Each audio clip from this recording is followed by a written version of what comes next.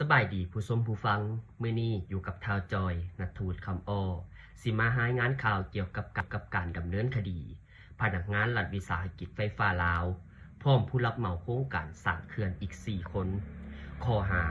การซ่อโกงทรัพย์ของรัฐร่วมมือและการซ่อราดบังหลวงวารสารกวดกาพักรายงานวันที่20มีนา2025ว่าระยะผ่านมาองค์การตรวจกาแห่งรัฐได้ดำเนินการตรวจกาโครงการก่อสร้างเขื่อนไฟฟ้างามหินบูรณ์เมืองคูนคำแขวงคำมวล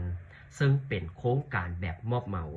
โดยแม่นเงินกู้ยืมจากธนาคารต่างประเทศมีมูลค่าการก่อสร้างแม่น89ล้าน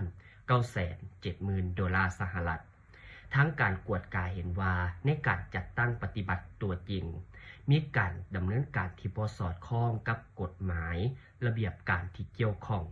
อิงตามสัญญาโครงการดังกล่าวที่ใช้เวลาก่อสร้าง3ปีซึ่งเริ่มก่อสร้างแต่ปี2013และสำเร็จในปี2016แต่การจัดตั้งปฏิบัติตัวจริงแม่นบ่สำเร็จเจ้าของโครงการได้อนุมัติให้ผู้รับเหมาสืบต่อสร้างโครงการเติมอีก3ปีแต่ก็ยังบ่สำเร็จและบ่สามารถดำเนินการผลิตไฟฟ้าได้ตามแผนที่กำหนดไว้จากการตรวจการของบริษัทผู้เชี่ยวชาญเห็นว่าหน้าเวียกโครงการสำเร็จเพียงแต่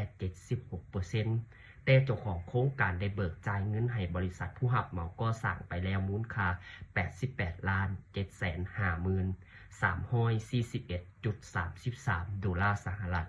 เท่ากับ 98.64% เฮ็ดให้รัฐบาลแห่งสปป.ลาวสูญเสียผลประโยชน์และหายหับจากการผลิตและการขายกระแสไฟฟ้าจำนวนมหาศาลพร้อมกันนั้นรัฐบาลยังต้องได้รับผิดชอบภาระหนี้สิน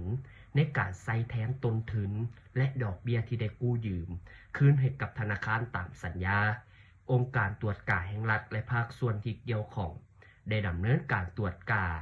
ลงเลิกความรับผิดชอบการเมืองของพนักงานที่มีส่วนเกี่ยวพันกับการตกลงและการคุ้มครองก่อสร้างโดยตรง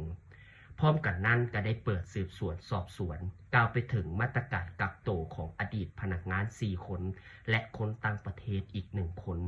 ในข้อหาการซ่อโกงทรัพย์ของรัฐร่วมมือและการซ่อราดบังหลวงในจำนวนดังกล่าวมีขันอดีตห้องผู้อำนวยการรัฐวิสาหกิจไฟฟ้าลาว1คนอดีตหัวหน้าฝ่ายก่อสร้างเขื่อน1คนอดีตหัวหน้าและห้องหัวหน้าโครงการนี้ในการสร้างเขื่อนอีก2คนพร้อมด้วยบริษัทเอกชนคนต่างประเทศอีก1คนมาฮอดปัจจุบันได้สำเร็จการสืบสวนสอบสวนและได้สำรุดสำนวนคดีส่งให้องค์การอัยการประชาชนนครหลวงเวียงจันทน์เพื่อดำเนินตามขั้นตอนของกฎหมายอย่างเข้มงวดสำหรับคำศัพท์ที่ใส่แตกต่างกันเช่น